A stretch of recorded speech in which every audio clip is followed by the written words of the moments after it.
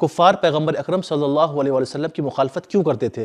قرآن مجید نے علم کے کتنے مرحلے بیان کیے ہیں اور اللہ تعالیٰ اتمام حجت کے لیے کیا کرتا ہے؟ آئیے ان سوالات کے جوابات جانتے ہیں آج کے ایپیسوڈ میں۔ بسم اللہ الرحمن الرحیم۔ ناظرین محترم، السلام علیکم ورحمۃ اللہ وبرکاتہ۔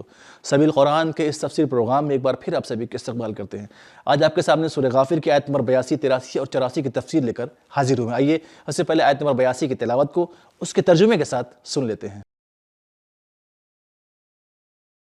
كتاب أنزلناه إليك مبارك ليدبروا آياته وليتذكر أولو الألباب بسم الله الرحمن الرحيم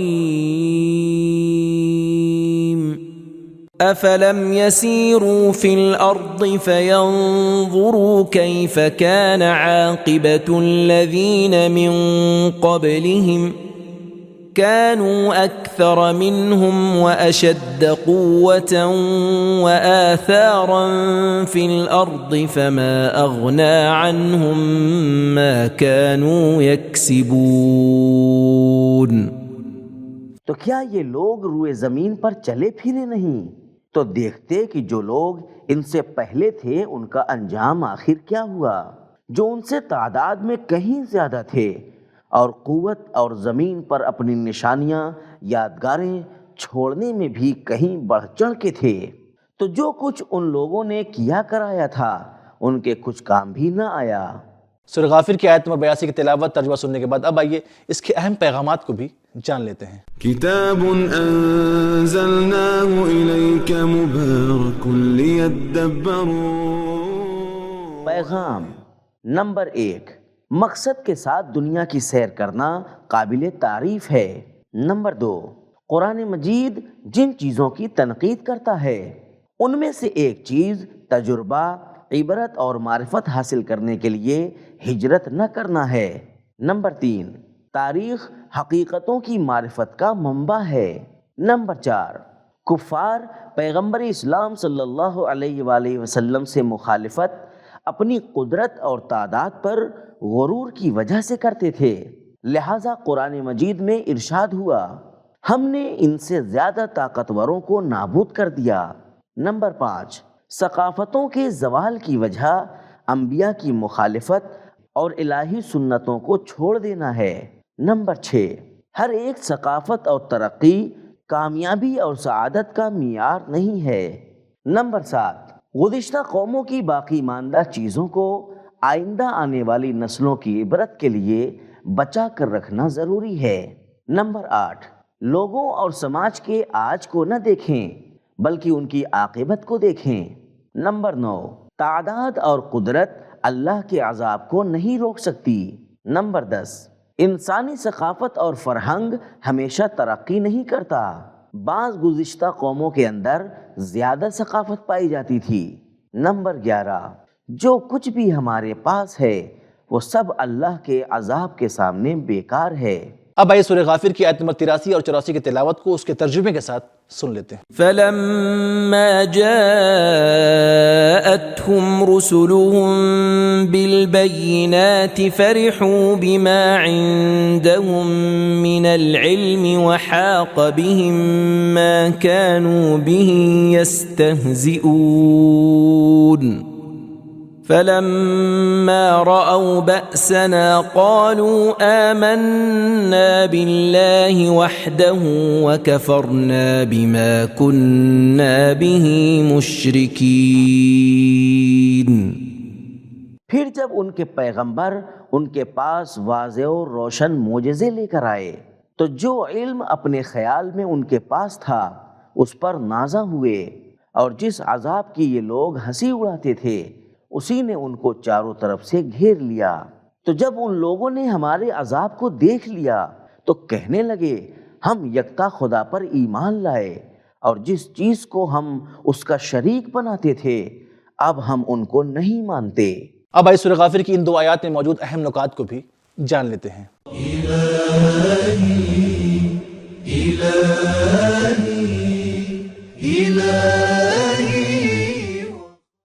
نکات: انسانی تاریخ میں کچھ لوگ ان علوم کی وجہ سے جو ثقافت، ترقی اور مال و دولت حاصل کرنے کا سبب ہیں، یا ان جانکاریوں کی وجہ سے جو اپنے بزرگوں سے عقیدوں کے بارے میں حاصل کی تھیں، اپنے آپ کو وحی اور انبیاء سے بے نیاز سمجھتے تھے۔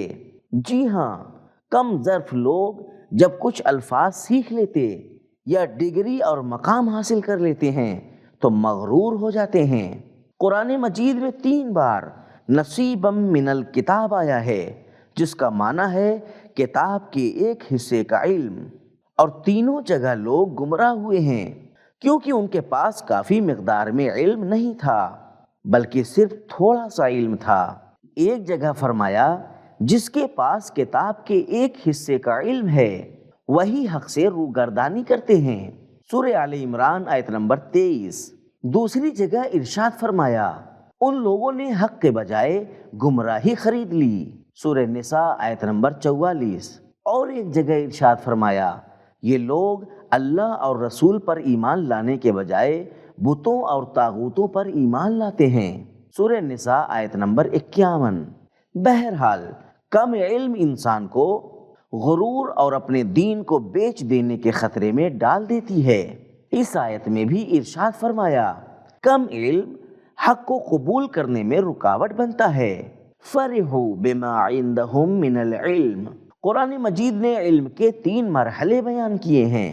الف، مفید علم، جو کہ انسان کی معنوی ترقی کا سبب ہوتا ہے، جیسا کہ حضرت موسیٰ علیہ السلام نے جناب خضر علیہ السلام سے کہا کیا میں آپ کا ہم سفر بن سکتا ہوں تاکہ وہ علم جو تمہارے پاس ہے وہ مجھے بھی سکھاؤ، کیونکہ وہ میری ترقی اور کمال کا سبب ہے، سورہ کہف آیت نمبر 66۔ بے فائدہ علم، جیسے اصحاب کہف کی تعداد کا علم کہ وہ 3 لوگ تھے، 5 لوگ تھے یا 7 لوگ، کیونکہ جو چیز اہم ہے وہ ان کا اپنے دین کی حفاظت کرنا ہے، سورہ کہف آیت نمبر 22۔ جیم، نقصان دہ علم، جیسے شوہر اور زوجہ کے درمیان جدائی کرنے کے لیے جادو کا علم سیکھنا، سورہ بقرہ آیت نمبر 102۔ اہم اور مفید نکات کو جان لینے کے بعد اب آئیے سورہ غافر کی ان آیات کے پیغامات کو بھی جان لیتے ہیں۔ كتاب أنزلناه إليك مبارك ليدبروا۔ پیغام نمبر 1، اتمام حجت کے لیے انبیاء کو بھیجنا اللہ کی ایک سنت ہے۔ نمبر 2، انبیاء خود لوگوں کے پاس جاتے تھے۔ نمبر 3، علم کا غرور حق کو قبول کرنے میں رکاوٹ ہوتا ہے۔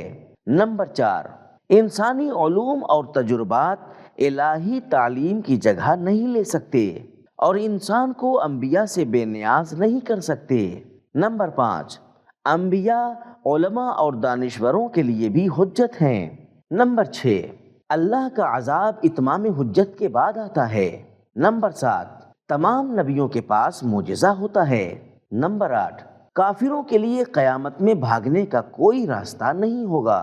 نمبر 9، اپنے علم پر غرور کرنا اللہ کے وعدوں کی توہین اور مذاق اڑانے کا سبب ہے۔ نمبر 10، اگر خوشی انسان کو کمال کا راستہ طے کرنے سے روک دے تو اس خوشی کی کوئی اہمیت نہیں ہے۔ نمبر 11، اللہ کی ایک سنت کافروں پر عذاب نازل کر کے اپنے نبیوں کی مدد کرنا ہے۔ نمبر 12، اللہ کا عذاب انسان کے اپنے اعمال کی وجہ سے ہے۔ نمبر 13، آج مذاق اڑانا کل کے عذاب کا سبب ہے۔ نمبر 14، برے کام اس وقت اللہ کے عذاب میں بدل جاتے ہیں جب وہ دائمی اور ہمیشگی ہوں۔